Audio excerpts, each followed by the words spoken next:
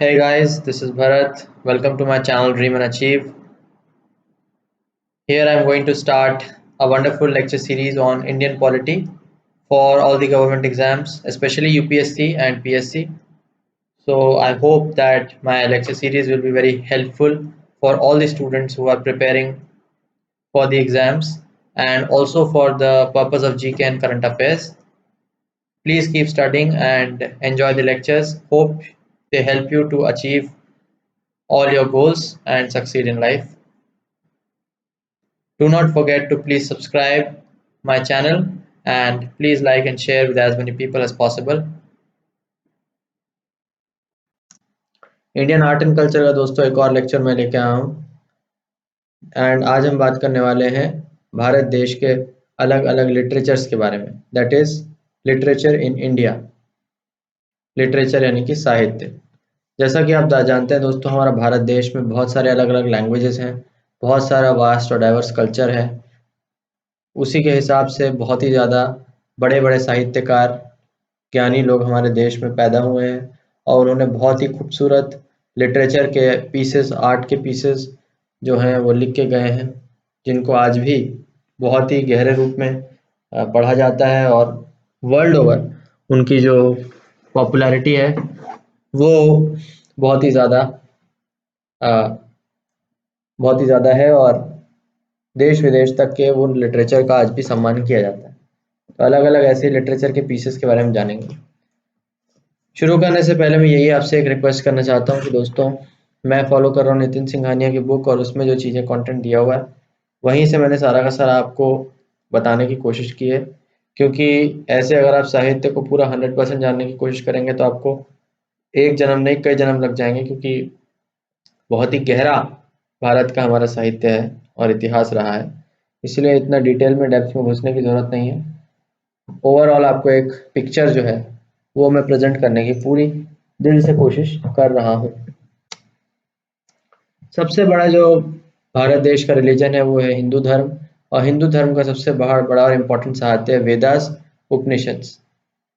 ठीक है, वेदास और उपनिषद हिंदुओं के सबसे प्राचीन डॉक्यूमेंट्स हैं, टेक्स्ट हैं जो भारत देश को बिलोंग करते हैं।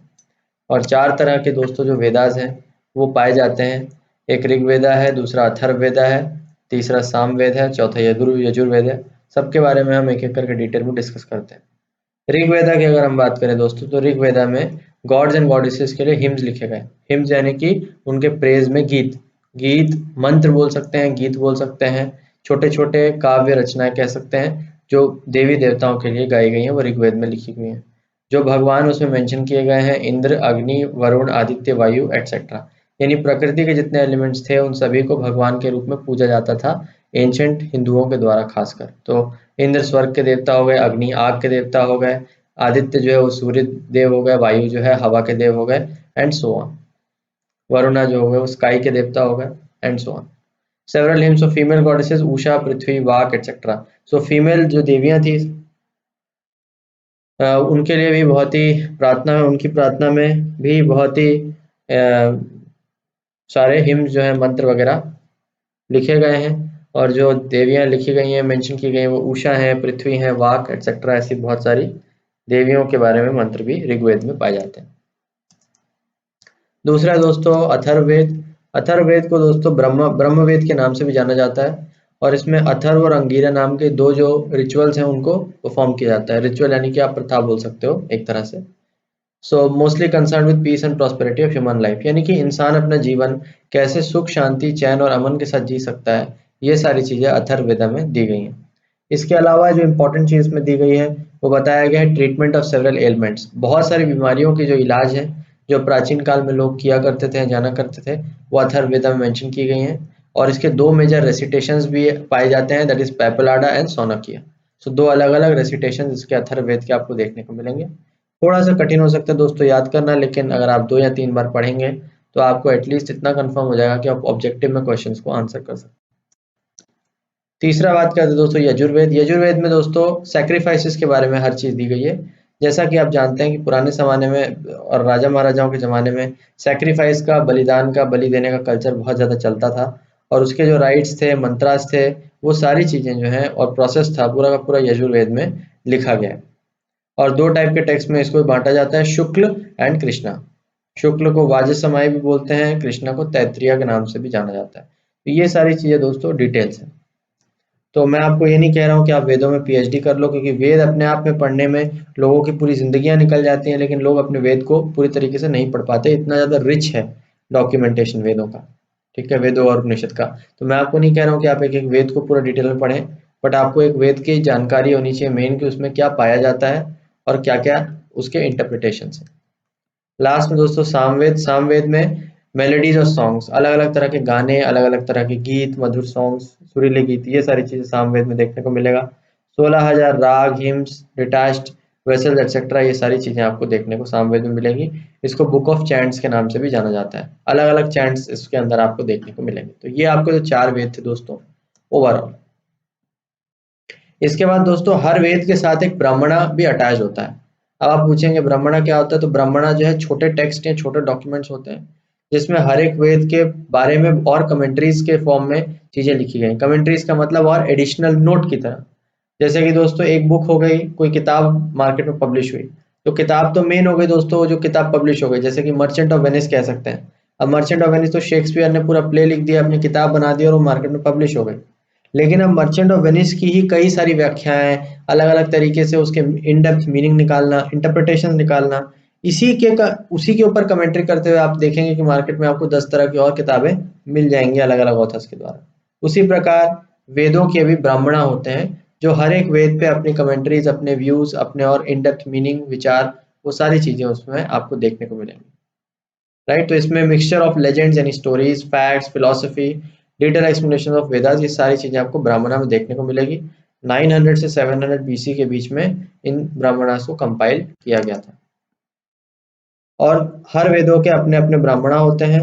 और मैं यही कहूंगा आपसे कि एक बार इनको पढ़ लीजिए। याद करना तो काफी कठिन है, लेकिन एक बार पढ़ लीजिए। जैसे कि ऋग्वेद के होते हैं आयतरिया और कौशिटकी। सामवेद का होता है तांड्या और सद्विमशा। यजुर्वेद का होता है तात्रिय और षटपथा। अथर्ववेद का होता है गोपथा, जैमानिया और पांचविश। तो ये जो मैंने राइट हैंड साइड में वर्ड्स लिखे गए हैं दोस्तों, mostly these are from Sanskrit language, है ना। और ये सारे जो टेक्स्ट हैं, ये एक एक वेद के ब्राह्मण हैं, यानी वेद के बारे में और जो कमेंट्री है, वो स्पेसिफिक कमेंट्री आपको इनमें देखने को मिलेगी, जानने को मिलेगी। राइट। इसके बाद दोस्तों ऐसे एक और टेक्स्ट जो है, जो वेदों के साथ अटैच किया जाता है, उसको बोलते हैं Aranyaka. Aranyaka, they are also the text which are attached to the Vedas and they describe rituals and sacrifices. Holy and learned men are called munis. ये तो आप जानते हैं कि अरण्यकास जो है वो भी कुछ टेक्स्ट होते हैं दोस्तों, जो वेदों के साथ अटैच किए जाते हैं, और इसमें रिचुअल्स और सैक्रिफाइसेस के बारे में डिटेल इन्फॉर्मेशन आपको जानने को मिलता है। होली एंड लर्नेड मैन, जो मुनीज हैं, उनके बारे में भी कई सारी इन्फॉर्मेशन अरण्यकास में देखने को मिली है। तो स्पेसिफिकली मतलब हर वेद के अपने जो स्पेसिफिक रिचुअल्स हैं, उनके स्पेसिफिक सैक्रिफाइसेस हैं, वो सारी चीजें और डिटेल में अरण्यकाल में दी गई। तो इसके बाद उपनिषद भी आपको देखने को मिलेंगे। ये भी सेक्रेड एंशिएंट हिंदू डॉक्यूमेंट्स हैं, जो 200 से ज़्यादा लिखे गए हैं। इनमें भी पुरानी बहुत सारे इंपॉर्टेंट हिस्टोरिकल इवेंट्स के बारे में और ह्यूमन लाइफ से रिलेटेड चीज़ों के बारे में बहुत सारा ज्ञान जो है उपनिषद में भी दिया गया है। 200 से ऊपर उपनिषद हमारे देश में पाए जाते हैं लगभग। और बेसिकली उपनिषद जो होते हैं, they are the last part of the Vedas, teaching of gurus to shishyas through stories. ये बहुत इंपॉर्टेंट है कि जो उपनिषद होते हैं दोस्तों, वो वेदा की एंडिंग की तरह होता है।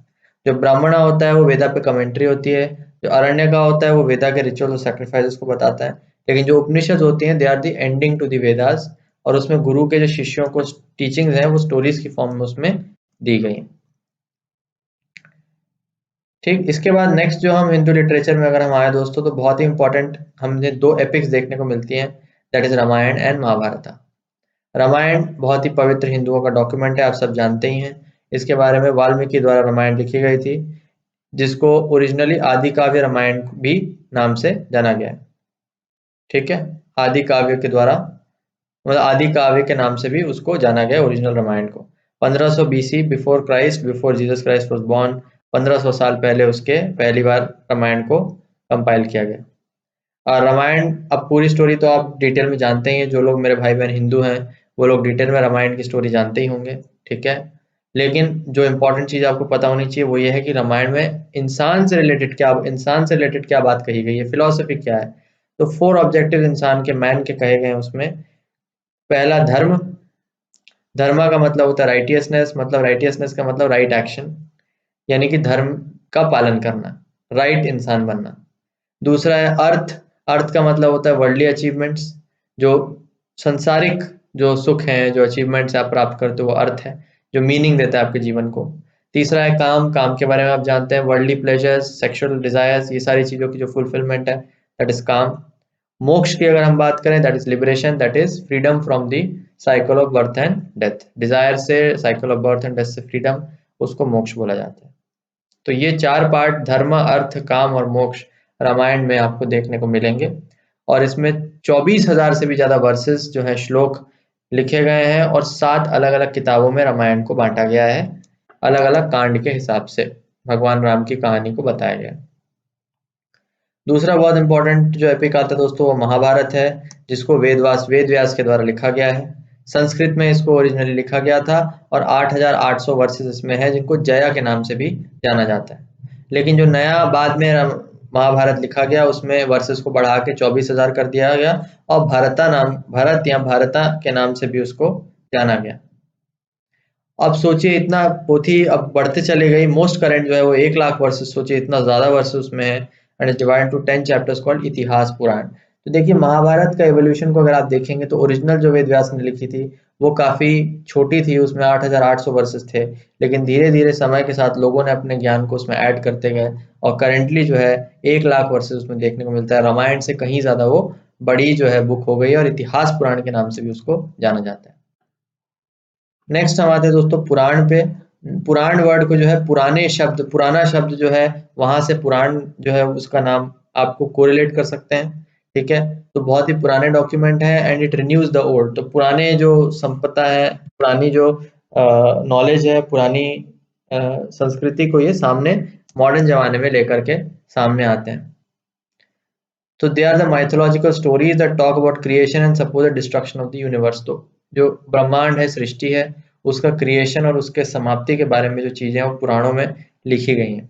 इसमें किंग्स, हीरोज, सेजेस, डेमीगॉड्स, इन सब की जो कहानियां बताई गई हैं, राजाओं की, मुनियों की, ऋषियों की, डेमीगॉड, देवी देवताओं की कहानियां बताई गई हैं। और जो ब्रह्मा विष्णु महेश जो हम जानते हैं, त्रिमूर्ति जिनको हम बोलते हैं, उनका जिक्र भी पुराणों में ही किया गया है। सबसे ज्यादा जिक्र उनका पुराणों में किया गया, ब्रह्मा विष्णु और महेश, जो हिंदू धर्म में हम जिनको बहुत ही पूजनीय मानते हैं।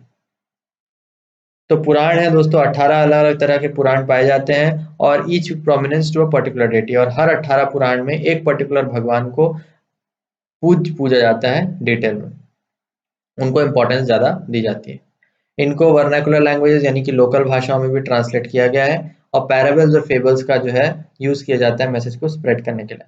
अब आप पूछेंगे पैराबल और फेबल क्या होता है। दोनों ही दोस्तों एक तरह की शॉर्ट स्टोरीज होती हैं, लेकिन दोनों में अंतर क्या होता है कि पैराबल में मॉरल और रिलीजियस लेसन्स जो है वो बताए जाते हैं, लेकिन जो फेबल होती है उसमें मॉरल रिलीजियस लेसन्स एक स्टोरी की तरह, जिसमें animals, objects, mythical creatures, plants वगैरह हैं, उनको ज्यादातर दर्शा के बताया जाता है। तो दोनों ही आपके एक तरह से मॉरल लेसन्स जो है लोगों को टीच करने के लिए बताया जाता है।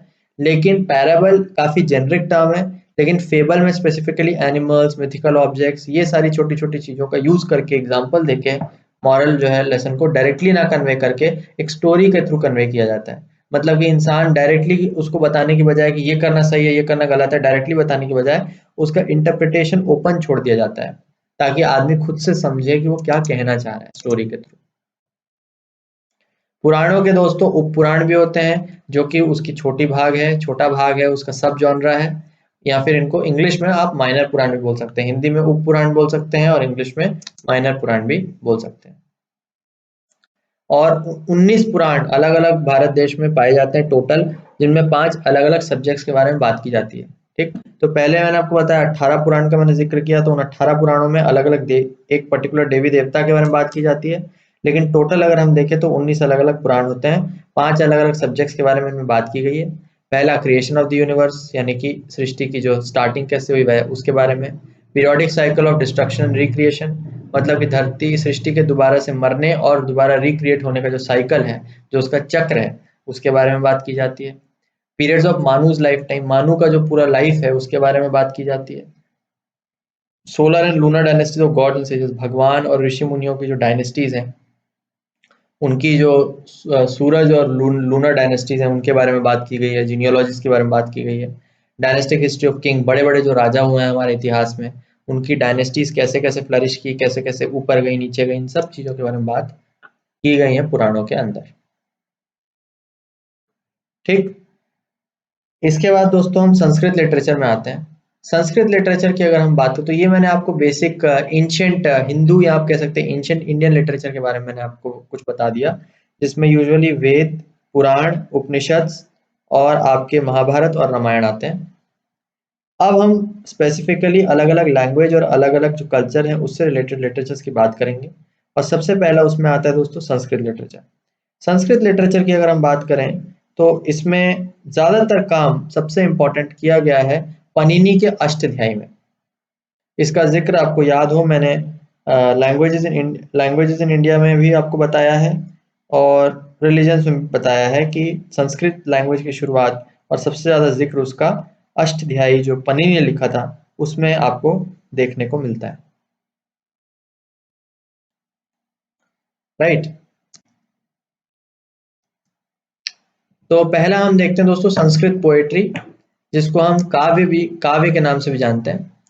तो ऑब्वियसली पोएट्री चाहे वो संस्कृत हो चाहे कोई भी हो दोस्तों, it mainly focus on form, style, figure and speech. अब इसमें जो इंपॉर्टेंट चीज आपको समझनी है कि आपको पोएट्स वगैरह के और उनके जो रचनाएं हैं उनको याद रखना ज्यादा इंपॉर्टेंट हो जाता है, बिकॉज प्रीलिम्स में ऐसे छोटे छोटे क्वेश्चन पूछ देता है, तो अगर आप याद नहीं रख पाएंगे तो आप सवाल का उत्तर नहीं दे पाएंगे। इसलिए इनको एक बार प्लीज ध्यान से जरूर पढ़ लीजिएगा। सबसे बड़ा जो संस्कृत पोएट था दोस्तों वो कालिदास था, जिसने कुमार संभवा और रघुवंश जैसी फेमस कविताओं को जन्म दिया। ठीक, दो लेंदी पोएम भी उसने लिखी, मेघदूत और ऋतु संभरा, ये भी इंपॉर्टेंट है, ये भी याद रखिएगा। इसके बाद हरि सेना ने बहुत सारी पोएम्स लिखी in the praise of Samudragupta. Samudragupta जो है बहुत बहुत बड़े राजा हुए थे, कौन सी डायनेस्टी के हुए थे प्लीज कमेंट सेक्शन में लिख के बताएं। हिस्ट्री के मैंने जो लेक्चर सीरीज है उसमें डिटेल में डिस्कस किया। तो समुद्रगुप्त के प्रेज में हरि सेना ने बहुत सारी पोएम्स लिखी। जयदेवा ने गीता गोविंदा लिखा ट्वेल्थ सेंचुरी में in the life of on the life of Lord Krishna. भगवान कृष्ण के ऊपर जयदेवा ने गीता गोविंदा को लिखा है कई बार। उसके अदर मेजर पोएट्स और कौन कौन से, शारवी था जिसने कीर्तार्जुनियम लिखा है, माघा था जिसने शिशुपाल वध जैसी कविताएं जो हैं वो लिखी हैं। तो इनको थोड़ा सा एक मन में आइडिया जरूर डालें ताकि आपको पता चल जाए कि क्वेश्चंस आएंगे तो आप सॉल्व उनको कर पाए। इसके बाद हम बात करते हैं दोस्तों संस्कृत ड्रामा की।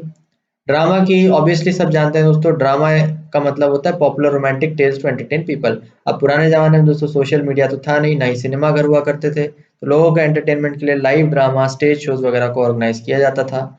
वहां पे लोगों को रोमांटिक स्टोरीज के थ्रू लोग एक्चुअली में एक्टिंग करके एंटरटेन करते थे। ठीक, उसमें अलग अलग यूनिक पर्सपेक्टिव लाइफ का दिया जाता था। सो एक्टिंग, जेस्चर, स्टेज डायरेक्शन, ये सारी चीजें उसमें देखने को मिलती थी, और बहुत ही इंपॉर्टेंट जो उसके जो रूल्स हैं वो सारी चीजें आपको नाट्य शास्त्र में देखने को मिलेंगे।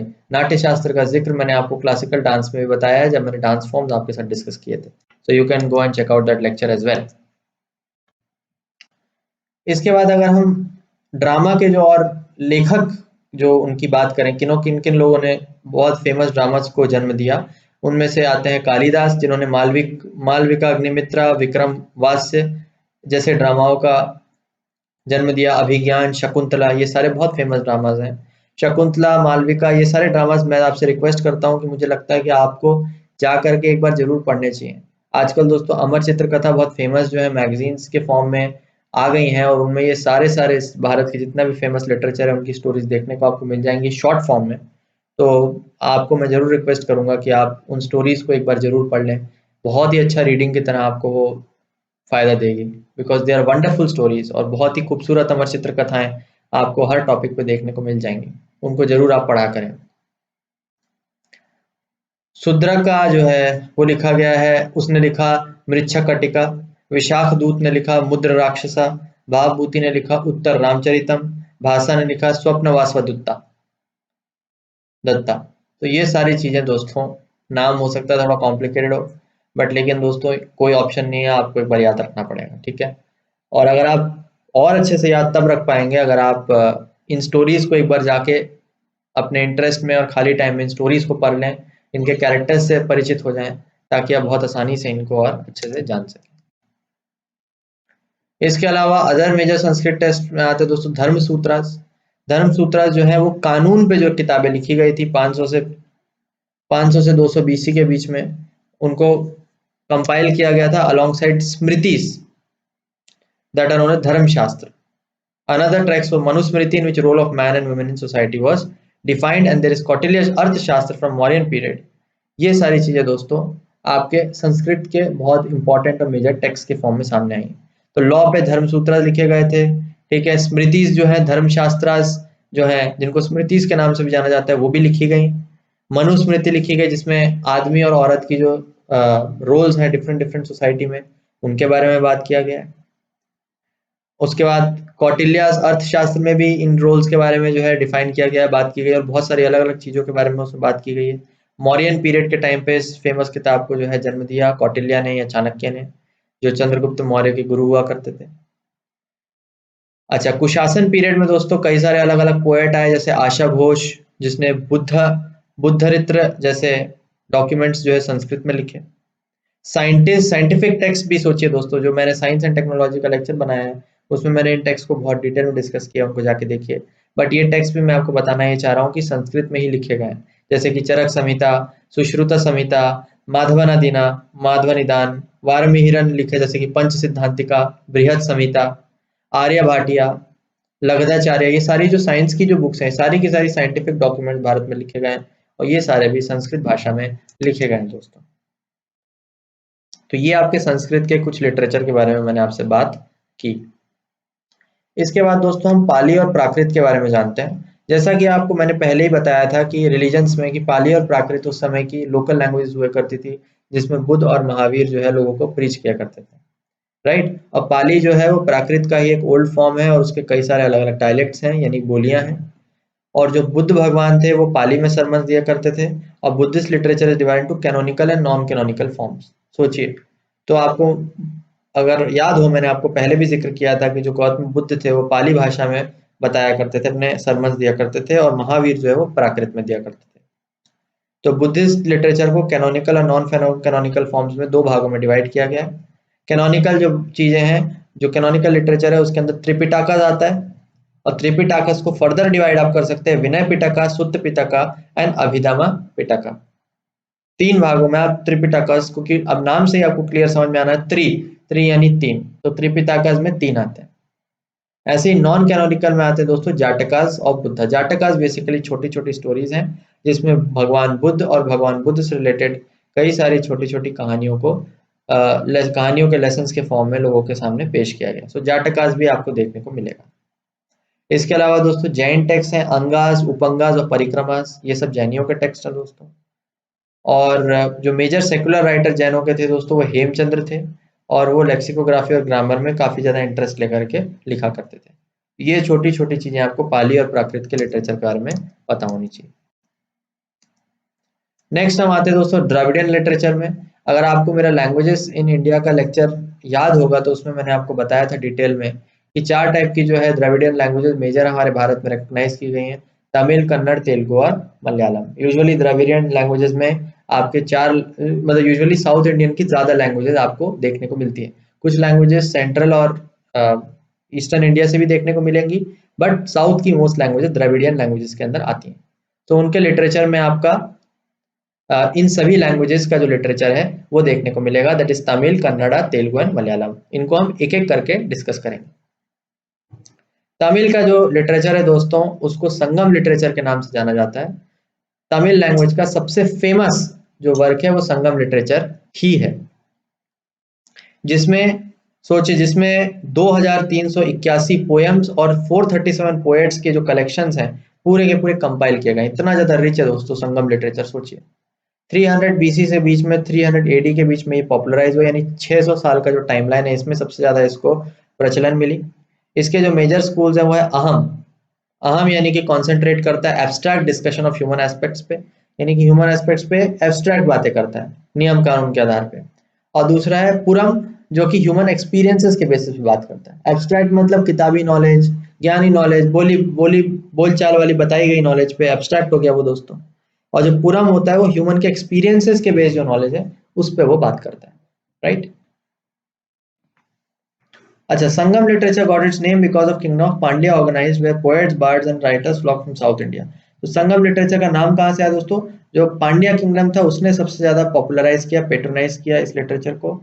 और जो पोएट्स बार्ड्स एंड राइटर्स वो सब साउथ इंडिया से आते थे, तो इसीलिए सारे सबका मिलन होता था। पोएट्स थे, बार्ड्स थे, राइटर्स थे, सभी मिलके एक साथ साउथ इंडिया में आकर के इकट्ठा होते थे। इसलिए संगम होता था उनका एक तरह से, हिंदी वर्ड संगम यानी कि मिलन। तो वहीं से नाम दिया गया संगम लिटरेचर, सबका मेल है एक तरह से। 30,000 लाइन्स ऑफ पोएट्री सोचिए दोस्तों, अरेंज किया गया 8 एंथोलॉजीज में कॉल्ड इट्टू कोई। सोचिए 30,000, मजाक की बात नहीं दोस्तों, 30,000 लाइन्स ऑफ पोएट्री अरेंज किया गया 8 एंथोलॉजीज में। थिरुवल्लुवर जैसे डॉक्यूमेंट्स को कुणाल ने लिखा है। सेकुलर तमिल राइटिंग दोस्तों, उसमें आपको पेरिया, पुराणम, कमरयानम, ये सारे डॉक्यूमेंट्स देखने को मिलेंगे। इसके अलावा सीलपाधिकरम, मन्नीमेकालाई, ये सारे टेक्स्ट आपको संगम लिटरेचर में देखने को मिलेंगे। तो पूरा भले याद ना रखें, लेकिन एक बार समझ जरूर लें कि क्या क्या इसके अंदर देखने को मिलता है। नेक्स्ट हम आते हैं दोस्तों तेलुगु लिटरेचर में। तेलुगु लिटरेचर की अगर हम बात करें तो सबसे ज्यादा जेनिथ यानी कि सबसे ज्यादा टॉप मोस्ट पॉइंट पे ये विजयनगर किंगडम के टाइम पे सबसे ज्यादा अपने टॉप पे पहुंचा है तेलुगु लिटरेचर। और इसको golden age of Telugu literature के नाम से भी जाना जाता है। तेनाली राम अगर आपको पता हो, बहुत ही फेमस राजा थे जो कृष्णदेवराय के कोर्ट में उनके एडवाइजर थे, उनके मिनिस्टर थे, आप कह सकते हैं राजनीति मिनिस्टर थे। वो विजयनगर एम्पायर के ही व्यक्ति थे और तेलुगु लिटरेचर में उन्होंने कॉन्ट्रीब्यूशन किए हैं। उत्तर हरिवंशम जैसे इंपॉर्टेंट टेक्स्ट को लिखा गया है। नचेना समंथा, कृष्णदेवराय ने अमुक्ता मलयाला, ये सारे डॉक्यूमेंट्स लिखे गए हैं। और कृष्णदेवराय के दौरान दोस्तों 8 पोएट भी आपको देखने को मिलेंगे, उनके रेन में आपको देखने को मिलेंगे। अष्ट दिग्गजा जिनको नाम दिया जाता था, उनके कोर्ट में अटैच किए गए थे। नेक्स्ट हम आते हैं दोस्तों मलयालम लिटरेचर में। मलयालम लिटरेचर जैसा कि आप जानते हैं सबसे ज्यादा केरला में प्रसिद्ध है। और इसमें दोस्त दो ही चीज आपको याद रखना चाहिए, कोका सांडीसान और भाषा कौटिल्य। दो ही बहुत इंपॉर्टेंट लिटरेचर जो मुझे देखने को मिले। हो सकता है और भी चीजें मलयालम लिटरेचर में आपको डेप्थ में घुसेंगे तो देखने को मिल जाएंगी, बट नितिन सिंघानिया की बुक में दो ही फेमस जो है डॉक्यूमेंट्स थे वो दिए गए हैं, कोका सांडीसान, भाषा कौटिल्य। ये आप याद रखिए, तो आपको मेरे को लगता है पर्याप्त नॉलेज मिल जाएगी।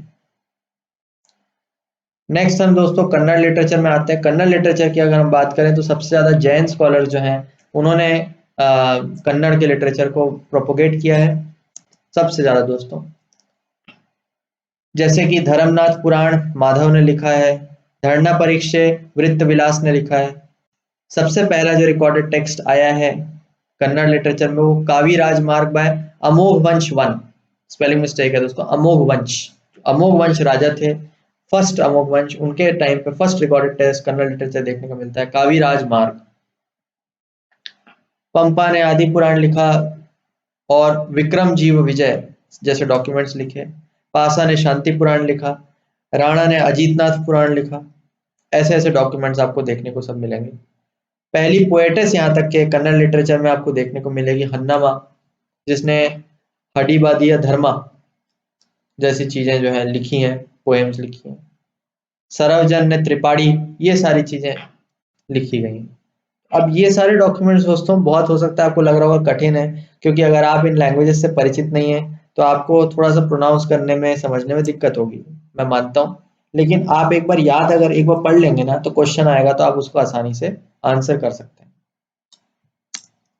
इसके बाद दोस्तों हिंदी और उसके अलग अलग डायलेक्ट्स की हम बात करते हैं। हिंदी और उसके जो डायलेक्ट्स हैं उसका सबसे ज्यादा बूम दोस्तों मिला है भक्ति मूवमेंट के टाइम पे। भक्ति मूवमेंट का सेपरेट से एक मैं लेक्चर वीडियो जरूर बनाऊंगा, भक्ति और सूफी मूवमेंट्स पे, वहां पे हम उनको बारे में डिटेल में बात करेंगे। बट भक्ति मूवमेंट में हिंदी को सबसे ज्यादा प्रचलित मिला। और सबसे पहली जो हिंदी में किताब लिखी गई ऐसा माना जाता है वो था पृथ्वीराज रसो, बहुत इंपॉर्टेंट है।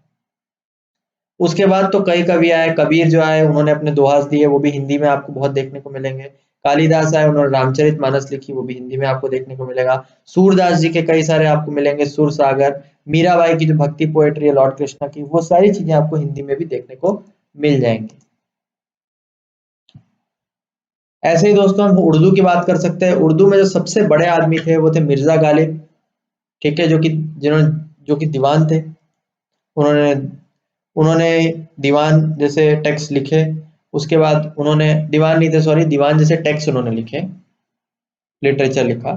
ही ऑल्सो रोट सारे जहां से अच्छा, सोचिए इंपॉर्टेंट, सारे जहां से अच्छा हिंदुस्तां हमारा, हम लोग सुनते हैं जानते हैं, इतना फेमस गाना है, गीत है, ये मिर्जा गालिब के द्वारा लिखा गया उर्दू में। सर सैयद अहमद खान, बहादुर शाह जफर वगैरह भी उर्दू में काफी सारे टेक्स्ट लिखा करते।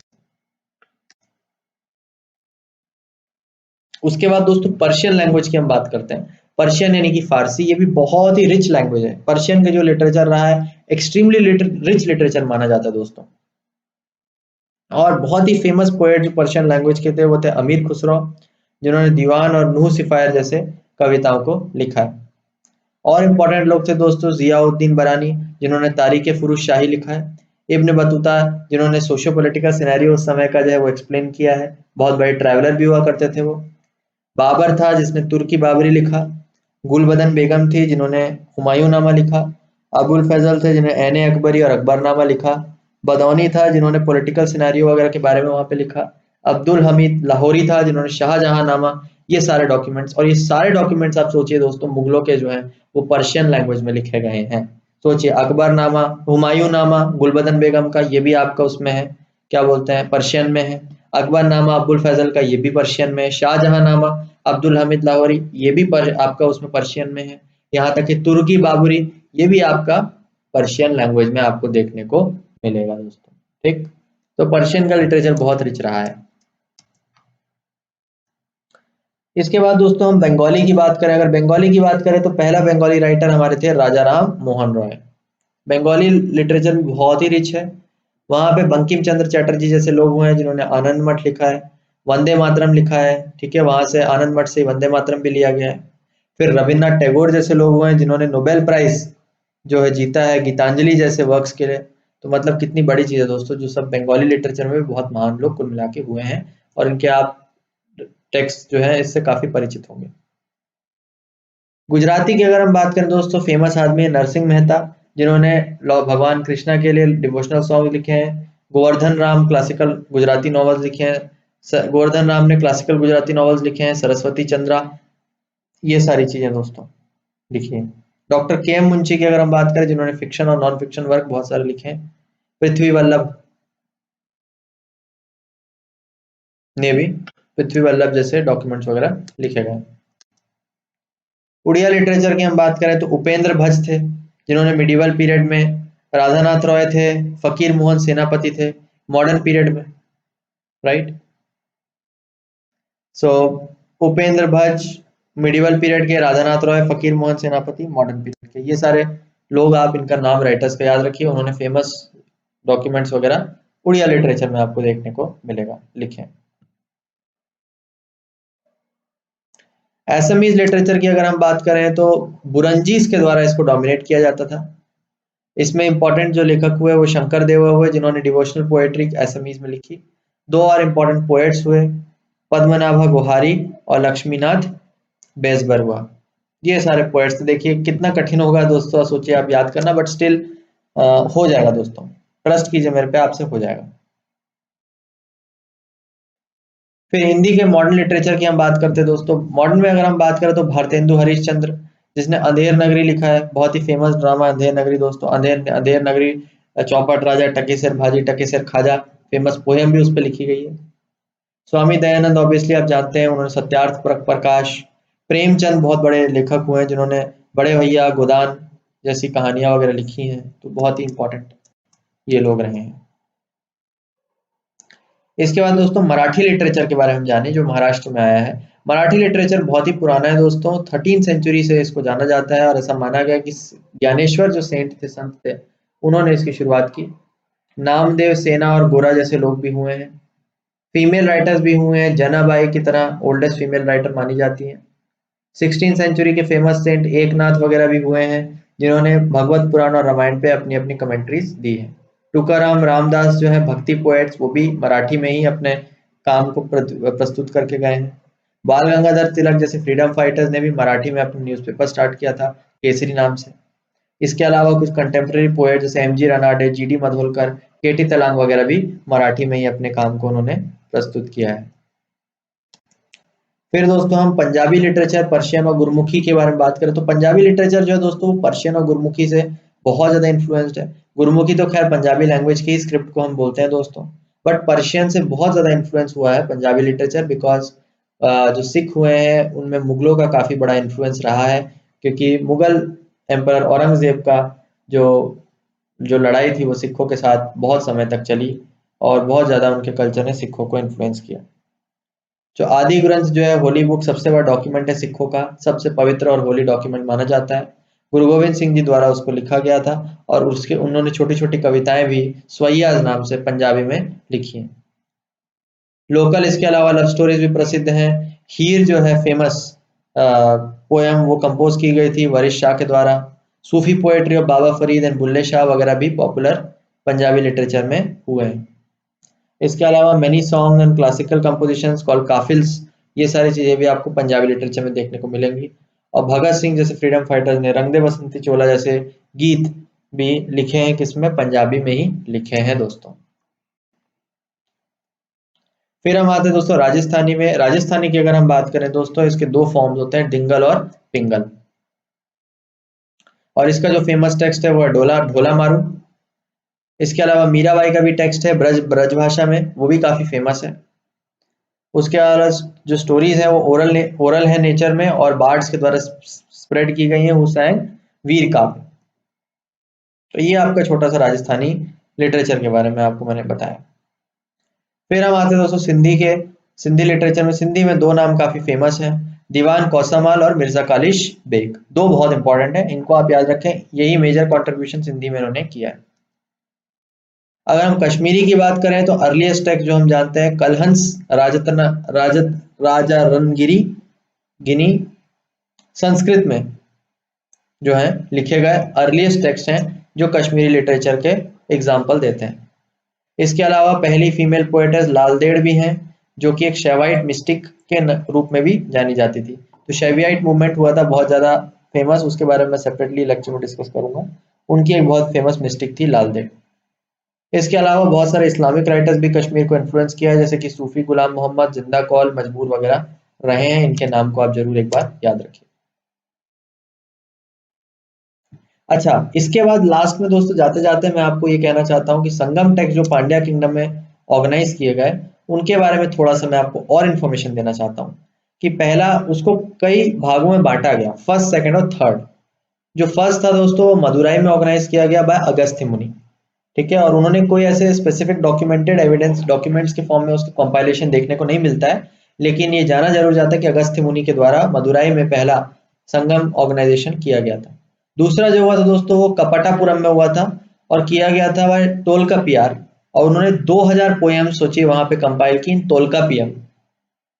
सो बहुत ही इंपॉर्टेंट, ये एक इंपॉर्टेंट पॉइंट हो जाता है जो आपको पता होना चाहिए। तीसरा जो रहा दोस्तों फिर मदुराई में हुआ, नाकिनार ने किया, और सबसे ज्यादा बड़ा जो अमाउंट में संगम लिटरेचर है वो तीसरे के ऑर्गेनाइजेशन में ही किया गया और लिखा गया। बाकी जो कंपाइलेशन मैंने आपको बताया था पूरा इसी में मोस्टली किया गया। इसके अलावा कन्नड़ लिटरेचर में भी दोस्तों थोड़े पोएट्स और उनके जो वर्क्स हैं वो मैं आपको डिटेल में चर्चा कर लेता हूँ, बिकॉज मैंने आपको नाम तो बता दिए लेकिन मैंने आपके साथ डिटेल में चर्चा नहीं की उनके वर्क्स क्या क्या है, तो वो भी एक बार मैं आपको बता देता हूँ। हरीश्वरा ने लिखा था दोस्तों हरिश्चंद्र काव्य और सुमंथा चरित्र। बंधु वर्मा ने लिखा था हरिवंश युद्ध और युव संबोधना। रुद्र भक्त ने लिखा था जगन्नाथ अविजय। अंधया ने लिखा था मंदना विजय। तो ये सारी चीजें दोस्तों कन्नड़ लिटरेचर में आपको देखने को मिलेंगी। उनके जो पोएट्स हैं, उनके जो काम है, ये मैंने आपको बता दी। ऐसे ही दोस्तों तेलुगु के बारे में भी थोड़ी सी चर्चा मैं कर लेता हूँ। अलसानी रेदाना, इसने मनुचरितम लिखा था। नंदी तिमाना, इसने प्रिजथा पहारनम लिखा था। तेनालीराम, मैंने आपको बताया तेनाली रामकृष्ण ने पंदुरंगा महामाट्यम लिखा। रामराज राजभवन वशुहरितम, नरसा भूपालियम, हरुश्चंद्र और नालापोख्यनम, ये सारी चीजें रामज भाना ने लिखा था। उसके बाद मदन गिरी मलाना ने राजशेख चरित्र। अब बहुत कठिन हो गया दोस्तों, इसलिए मैंने आपको लास्ट स्लाइड में ये सारा एक साथ समराइज करके दिया ताकि आप एक साथ याद रख सकें। दोस्तों ये चैप्टर थोड़ा सा हार्ड था क्योंकि बहुत सारी चीजें इसमें याद करने के लिए हैं, बहुत सारे समझने के लिए, बट मैं आपसे सर यही रिक्वेस्ट करूंगा कि आप एक एक चीज को रटे ना, क्योंकि रटेंगे तो आप भूल जाएंगे ऑब्वियसली।